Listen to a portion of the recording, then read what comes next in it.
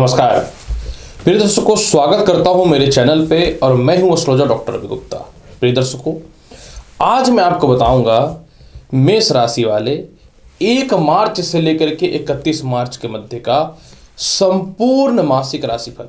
जी हाँ, आज मैं आपको बताऊंगा कि पूरे 31 दिन में ग्रहों की स्थितियों में कौन कौन सा परिवर्तन आपके कर्म क्षेत्र, आपके इनकम क्षेत्र, आपके दाम्पत्य जीवन, संपत्ति, संतान, स्वास्थ्य, शिक्षा, जो जीवन के बहुत महत्वपूर्ण पार्ट होते हैं जिससे हमारा जीवन चलता है, कैसा रहेगा। राशिफल बताने से पूर्व मैं आपको यह जानकारी दे दूं, यह जो राशिफल है चंद्र राशि पर आधारित है। अतः आपको विस्तृत जानकारी लेनी है तो चंद्र राशि से देखें। अगर इनकेस कुछ लोगों को लगता है कि लग्न से प्रॉपर मैच हो रहा है तो आप लग्न से भी देख सकते हैं। प्रिय दर्शकों, राशिफल के अंतिम पड़ाव में ग्रहों की स्थितियों के अनुसार अगर किसी प्रकार की कोई अस्थिरताएं रहेंगी तो इसे किस प्रकार से शुभ बनाना है तो मैं आपको उपाय भी बता दूंगा। प्रिय मेष राशि वाले, चलिए प्रारंभ करता हूं। सर्वप्रथम 1 मार्च से लेकर 31 मार्च के मध्य में कैसा रहेगा आपके जीवन में कर्म क्षेत्र का हाल। प्रिय मेष राशि वाले, आपके कर्म क्षेत्र के स्वामी जो हैं वह शनि हैं और यह 11th हाउस में अपनी स्वयं की राशि में गोचर कर रहे हैं। कर्म क्षेत्र का मालिक की गोचर की स्थिति अगर अच्छी हो तो निश्चित तौर पे मनुष्य के जीवन में कर्म क्षेत्रों में बढ़ोतरी होनी प्रारंभ हो जाती है। आपके कर्म क्षेत्र का मालिक शनि आय स्थान पे है तो निश्चित तौर पे जो भी व्यक्ति जिस काम में चल रहे हैं आपके लिए निरंतर सफलताएं 13 मार्च तक बनती रहेंगी। 13 मार्च के बाद मंगल जो है, जो आपके लग्न के कारक होते हैं, जो आपके राशि के स्वामी होते हैं, यह मिथुन राशि में प्रवेश करेंगे तो इनकी जो है अष्टम दृष्टि आपके कर्म क्षेत्र पे पड़ना प्रारंभ हो जाएगा। और अष्टम स्थान पे जब इनका दृष्टि पड़ेगा, अष्टम दृष्टि जब इनका कर्म क्षेत्र पे 10th हाउस पे पड़ेगा तो वहां पे मकर राशि उच्चस्थ राशि रहेगा। यानी 13 मार्च के बाद जिन लोगों को नए नौकरी व्यवसाय को लेकर के परेशानियां थी उसमें निश्चित तौर पे सफलताएं मिलनी चालू हो जाएंगी। जो नई नौकरी व्यवसाय को लेकर के बहुत ज़्यादा परेशान थे, आप लोग के लिए भी सफलता के प्रॉपर रास्ते खुलने चालू हो जाएंगे और तरक्की के रास्ते भी खुलने चालू हो जाएंगे। जो लोग पहले से कर्म क्षेत्र में थे, आपके लिए जो है बड़े बड़े लोगों से संपर्क होने के अलावा जो है जीवन में जो भी अस्थिरताएं थी वह ठीक होनी चालू हो जाएंगी।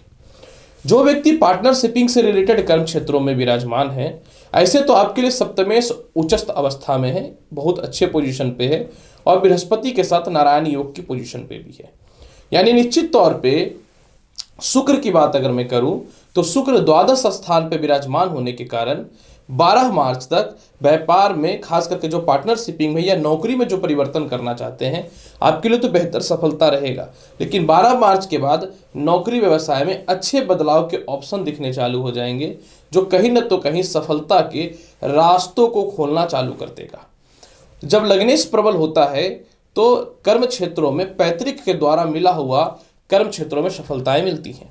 तो निश्चित तौर पर जब शुक्र लग्नस्थ हो जाएंगे 12 मार्च से तो आपके जीवन में पिता की भी तरक्की प्रॉपर हो जाएगी और पिता से भी व्यापार में सहयोग मिल जाएगा। जो व्यक्ति लॉटरी सट्टा शेयर मार्केट में अपनी किस्मत को आजमा रहे हैं, आपके लिए स्पष्ट तौर पर मैं बता दूं, आपके लिए 15 मार्च तक समय बहुत ही अच्छा रहेगा। आप लॉटरी सट्टा शेयर मार्केट में खुल करके पैसे लगाइए, लाभ की संभावनाएं बनेंगे। 15 मार्च के बाद 15 मार्च के बाद सूर्य और बुध का द्वादश होना थोड़ी सी परेशानियों को उत्पन्न कर सकता है, तो इसमें आपको ध्यान देने की आवश्यकता रहेगी।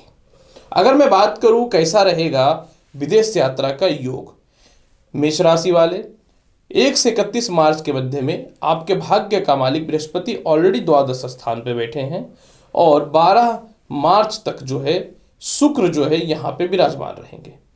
तो मैं आपको बहुत ही स्पष्ट तौर पे बताना चाहता हूँ, 12 मार्च तक विदेश यात्रा का योग बहुत ही प्रबल है।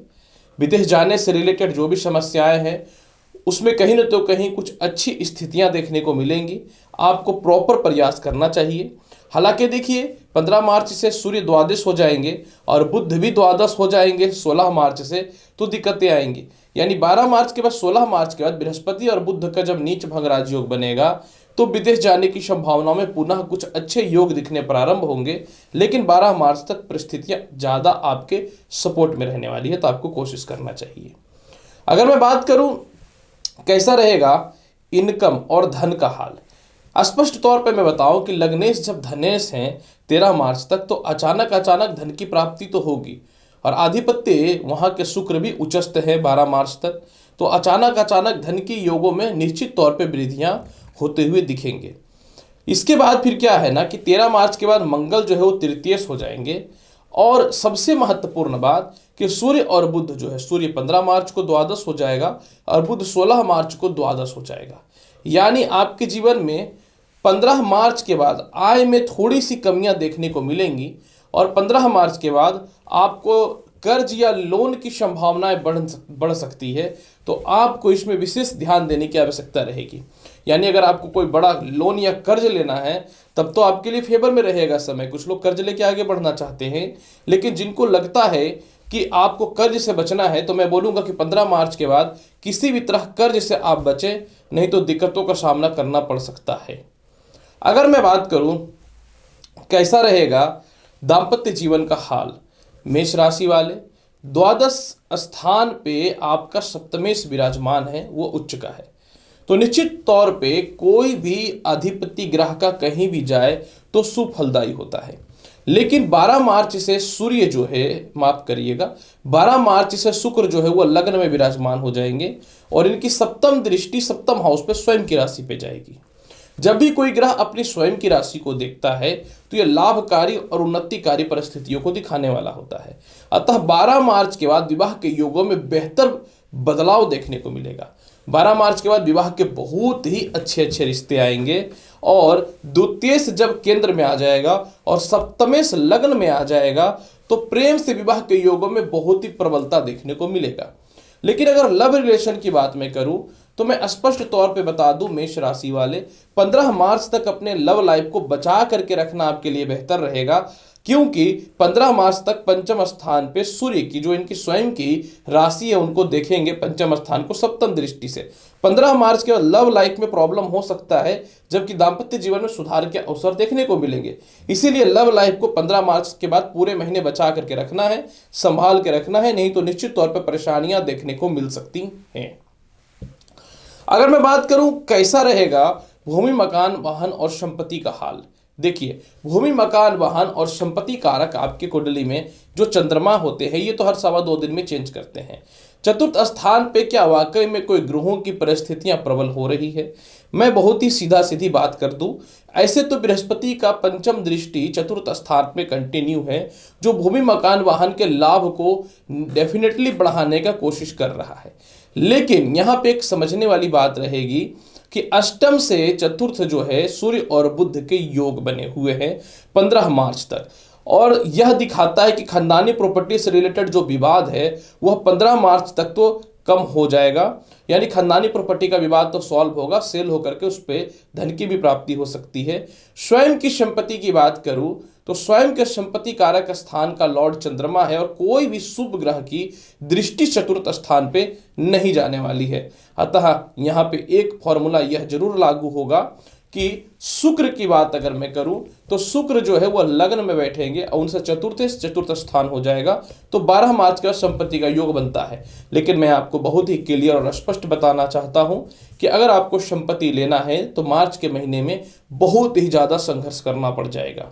अगर मैं बात करूं माता पिता से कैसे हाल रहेंगे, माता पिता से पूरे महीने का हाल बहुत ही अच्छा होने वाला है, लेकिन पिता से ज्यादा सपोर्ट मिलता हुआ दिखेगा, क्योंकि जैसे ही मंगल 13 मार्च को मिथुन राशि में जाएंगे तो कर्म क्षेत्र पे इनकी उच्चस्थ दृष्टि अष्टम जाएगी, तो यानी 13 मार्च के बाद पिता का स्वास्थ्य में सुधार हो जाएगा, पिता से लाभ की संभावनाएं बन जाएंगी, और पिता से धन की भी प्राप्ति के बेहतर योग बनते हुए दिखते हैं।